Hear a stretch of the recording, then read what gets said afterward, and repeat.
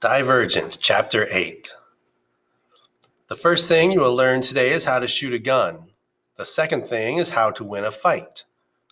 Ford presses a gun into my palm without looking at me and keeps walking. Thankfully, if you are here, you already know how to get on and off a moving train, so I don't need to teach you that. I shouldn't be surprised that the Dauntless expect us to hit the ground running, but I anticipated more than 6 hours of rest before the running began. My body is still heavy from sleep. Initiation is divided into 3 stages. We will measure your progress and rank you according to your performance in each stage. The stages are not weighed equally in determining your final rank, so it is possible, though difficult, to drastically improve your rank over time. I stare at the weapon in my hand. Never in my life did I expect to hold a gun, let alone fire one.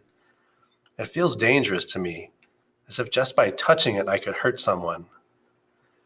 We believe that preparation eradicates cowardice, which we define as the failure to act in the midst of fear, says Four. Therefore, each stage of initiation is intended to prepare you in a different way. The first stage is primarily physical, the second primarily emotional, the third primarily mental. But what, Peter yawns through his words, what does firing a gun have to do with bravery? Four flips the gun in his hand, presses the barrel to Peter's forehead, and clicks a bullet into place. Peter freezes with his lips parted, the yawn dead in his mouth. Wake up, Four snaps. You are holding a loaded gun, you idiot. Act like it. He lowers the gun. Once the immediate threat is gone, Peter's green eyes harden. I'm surprised he can stop himself from responding after speaking his mind all of his life in candor, but he does, his cheeks red. And to answer your question, you are far less likely to soil your pants and cry for your mother if you're prepared to defend yourself. Four stops walking at the end of the row and turns on his heel. This is also information you may need later on in stage 1, so watch me. He faces the wall with targets on it, 1 square of plywood with 3 red circles on it for each of us. He stands with his feet apart, holds the gun in both hands, and fires. The bang is so loud it hurts my ears. I crane my neck to look at the target. The bullet went through the middle circle. I turn to my own target. My family would never approve of me firing a gun. They would say that guns are used for self-defense, if not violence, and therefore they are self-serving. I push my family from my mind, set my feet shoulder-width apart, and delicately wrap both hands around the handle of the gun. It's heavy and hard to lift away from my body, but I want it to be as far from my face as possible. I squeeze the trigger, hesitantly at first, and then harder, cringing away from the gun. The sound hurts my ears, and the recoil sends my hands back toward my nose. I stumble, pressing my hand to the wall behind me for balance. I don't know where my bullet went, but I know it's not near the target.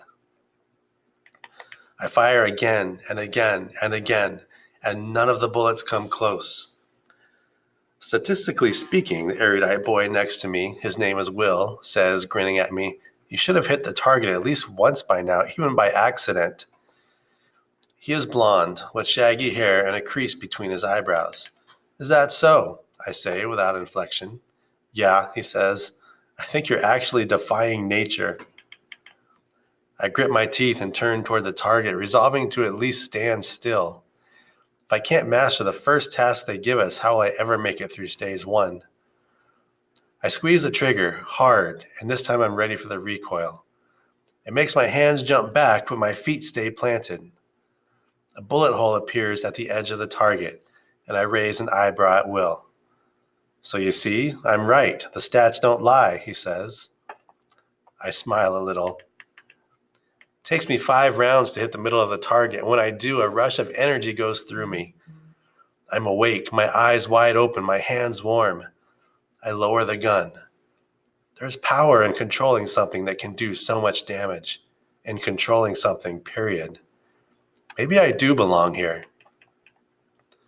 By the time we break for lunch, my arms throb from holding up the gun and my fingers are hard to straighten. I massage them on my way to the dining hall. Christina invites Al to sit with us. Every time I look at him, I hear his sobs again, so I try not to look at him. I move my peas around with my fork, and my thoughts drift back to the aptitude tests. When Tori warned me that being divergent was dangerous, I felt like it was branded on my face. And if I so much as turned the wrong way, someone would see it. So far, it hasn't been a problem, but that doesn't make me feel safe. What if I let my guard down and something terrible happens? Oh, come on, you don't remember me? Christina asks Al as she makes a sandwich. We were in math together just a few days ago, and I'm not a quiet person. I slept through math most of the time, Al replies. It was first hour. What if the danger doesn't come soon? What if it strikes years from now and I never see it coming? Tris, says Christina. She snaps her fingers in front of my face. You in there? What? What is it? I asked if you remember ever taking a class with me, she says. I mean, no offense, but I probably wouldn't remember if you did. All the abnegation looked the same to me. I mean, they still do. But now you're not one of them. I stare at her, as if I need her to remind me. Sorry, am I being rude? She asks. I'm used to just saying whatever is on my mind. Mom used to say that politeness is deception and pretty packaging. I think that's why our factions don't usually associate with each other, I say, with a short laugh. Candor and abnegation don't hate each other the way erudite and abnegation do, but they avoid each other. Candor's real problem is with amity. Those who seek peace above all else, they say, will always deceive to keep the water calm. Can I sit here? Says Will, tapping the table with his finger. What, you don't want to hang out with your erudite buddies? Says Christina. They aren't my buddies, says Will, setting his plate down. Just because we are in the same faction doesn't mean we get along. Plus, Edward and Myra are dating, and I would rather not be the third wheel. Edward and Myra, the other erudite transfers, sit 2 tables away, so close they bump elbows as they cut their food. Myra pauses to kiss Edward. I watch them carefully. I've only seen a few kisses in my life. Edward turns his head and presses his lips to Myra's. Air hisses between my teeth, and I look away. Part of me waits for them to be scolded. Another part wonders, with a touch of desperation, what it would feel like to have someone's lips against mine. Do they have to be so public, I say? She just kissed him, Al frowns at me. When he frowns, his thick eyebrows touch his eyelashes. It's not like they're stripping naked. A kiss is not something you do in public. Al, Will, and Christina all gave me the same knowing smile. What? I say. Your abnegation is showing, says Christina. The rest of us are all right with a little affection in public. Oh, I shrug. Well, I guess I have to get over it then. Or you can stay frigid, says Will, his green eyes glinting with mischief. You know, if you want. Christina throws a roll at him. He catches it and bites it. Don't be mean to her, she says. Frigidity is in her nature, sort of like being a know-it-all is in yours. I'm not frigid, I exclaim. Don't worry about it, says Will. It's endearing. Look, you're all red. The comment only makes my face hotter. Everyone else chuckles. I force a laugh, and after a few seconds, it comes naturally. It feels good to laugh again. After lunch, 4 leads us to a new room. It's huge, with a wood floor that is cracked and creaky and has a large circle painted in the middle. On the left wall is a green board, a chalkboard. My lower levels teacher used one, but I haven't seen one since then. Maybe it has something to do with dauntless priorities. Training comes first, technology comes second. Our names are written on the board in alphabetical order. Hanging at 3-foot intervals along one end of the room are faded black punching bags. We line up behind them and 4 stands in the middle, where we can all see him. As I said this morning, says 4, next you will learn how to fight. The purpose of this is to prepare you to act, to prepare your body to respond to threats and challenges, which you will need if you intend to survive life as a dauntless. I can't even think of life as a dauntless. All I can think about is making it through initiation. We will go over technique today, and tomorrow you will start to fight each other, says 4. So I recommend that you pay attention. Those who don't learn fast will get hurt. 4 names a few different punches, demonstrating each one as he does, first against the air and then against the punching bag. I catch on as we practice. Like with the gun, I need a few tries to figure out how to hold myself and how to move my body to make it look like his. The kicks are more difficult, though he only teaches us the basics. The punching bag stings my hands and feet, turning my skin red and barely moves no matter how hard I hit it. All around me is the sound of skin hitting tough fabric. 4 wanders through the crowd of initiates, watching us as we go through the movements again. When he stops in front of me, my insides twist like someone stirring them with a fork. He stares at me, his eyes following my body from my head to my feet, not lingering anywhere. A practical, scientific gaze. You don't have much muscle, he says, which means you're better off using your knees and elbows. You can put more power behind them. Suddenly, he presses a hand to my stomach. His fingers are so long that though the heel of his hand touches one side of my rib cage, his fingertips still touch the other side. My heart pounds so hard my chest hurts, and I stare at him wide-eyed. Never forget to keep tension here, he says in a quiet voice. 4 lifts his hand and keeps walking. I feel the pressure of his palm even after he's gone. It's strange, but I have to stop and breathe for a few seconds before I can keep practicing again. When 4 dismisses us for dinner, Christina nudges me with her elbow. I'm surprised he didn't break you in half, she says. She wrinkles her nose. He scares the hell out of me. It's that quiet voice he uses. Yeah, I look over at my shoulder at him. He is quiet and remarkably self-possessed, but I wasn't afraid that he would hurt me. Definitely intimidating, I finally say. Al, who is in front of us, turns around once we reach the pit and announces, I want to get a tattoo. From behind us, Will asks, a tattoo of what? I don't know, Al laughs. I just want to feel like I've actually left the old faction. Stop crying about it. When we don't respond, he adds, I know you've heard me. Yeah, learn to quiet down, will you? Christina pokes Al's thick arm. I think you're right. We're half in, half out right now. If we want all the way in, we should look the part. She gives me a look. No, I will not cut my hair, I say, or dye it a strange color, or pierce my face. How about your belly button, she says. Or your nipple, Will says with a snort. I groan. Now that training is done for the day, we can do whatever we want until it's time to sleep. The idea makes me feel almost giddy, although that might be from fatigue. The pit is swarming with people. Christina announces that she and I will meet Al and Will at the tattoo parlor and drags me toward the clothing place. We stumble up the path, climbing higher above the pit floor, scattering stones with our shoes. What is wrong with my clothes, I say. I'm not wearing gray anymore. They're ugly and gigantic, she says. Will you just let me help you? If you don't like what I put you in, you never have to wear it again, I promise. 10 minutes later, I stand in front of a mirror in the clothing place wearing a knee-length black dress. The skirt isn't full, but it isn't stuck to my thighs either, unlike the first one she picked out, which I refused. Goosebumps appear on my bare arms.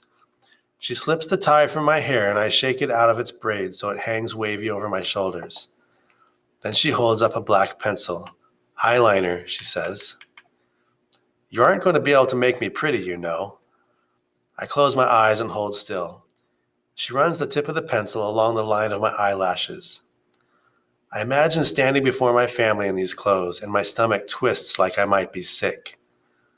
Who cares about pretty? I'm going for noticeable.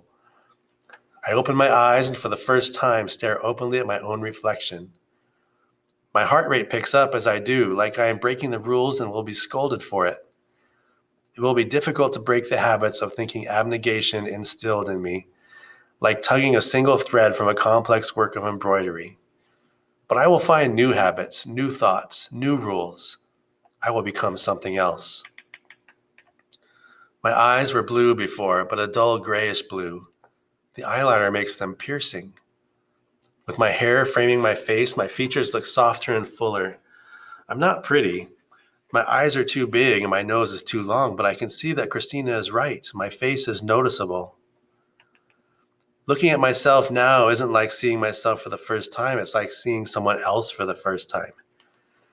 Beatrice was a girl I saw in stolen moments at the mirror, who kept quiet at the dinner table. This is someone whose eyes claim mine and don't release me. This is Triss. See, she says, you're striking. Under the circumstances, it's the best compliment she could have given me. I smile at her in the mirror. You like it? She says. Yeah, I nod. I look like a different person. She laughs. That a good thing or a bad thing? I look at myself head on again. For the first time, the idea of leaving my abnegation identity behind doesn't make me nervous. It gives me hope.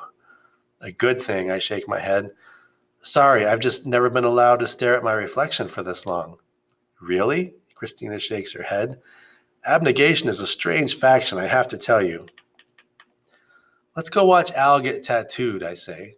Despite the fact that I have left my old faction behind, I don't want to criticize it yet. At home, my mother and I picked up nearly identical stacks of clothing every 6 months or so.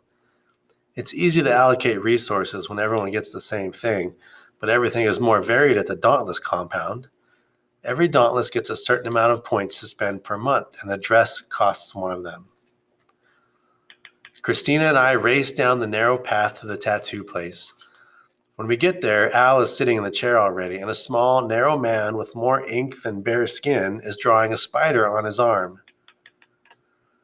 Will and Christina flip through books of pictures, elbowing each other when they find a good one. When they sit next to each other, I notice how opposite they are. Christina, dark and lean, Will, pale and solid, but alike in their easy smiles. I wander around the room, looking at the artwork on the walls. These days, the only artists are in amity. Abnegation sees art as impractical and its appreciation as time that could be spent serving others. So though I have seen works of art in textbooks, I have never been in a decorated room before. It makes the air feel close and warm, and I could get lost here for hours without noticing. I skim the wall with my fingertips. A picture of a hawk on one wall reminds me of Tori's tattoo. Beneath it is a sketch of a bird in flight. It's a raven, a voice behind me says. Pretty, right? I turn to see Tori standing there. I feel like I am back in the aptitude test room with the mirrors all around me and the wires connected to my forehead. I didn't expect to see her again. Well, hello there, she smiles. Never thought I would see you again. Beatrice, is it? Triss, actually, I say. Do you work here? I do. I just took a break to administer the tests. Most of the time I'm here. She taps her chin. I recognize that name. You were the first jumper, weren't you? Yes, I was. Well done. Thanks. I touch the sketch of the bird. Listen, I need to talk to you about... I glance over at Will and Christina. I can't corner Tori now. They'll ask questions. Something sometime. I'm not sure that would be wise, she says quietly. I helped you as much as I could, and now you will have to go it alone. I purse my lips. She has answers. I know she does. If she won't give them to me now, I will have to find a way to make her tell me some other time. Want a tattoo? She says. The bird sketch holds my attention. I never intended to get pierced or tattooed when I came here. I know that if I do, it will place another wedge between me and my family that I can never remove. And if my life here continues as it has been, it may soon be the least of the wedges between us. But I understand now what Tori said about her tattoo representing a fear she overcame, a reminder of where she was, as well as a reminder of where she is now. Maybe there is a way to honor my old life as I embrace my new one. Yes, I say. 3 of these flying birds. I touch my collarbone, marking the path of their flight toward my heart, one for each member of the family I left behind.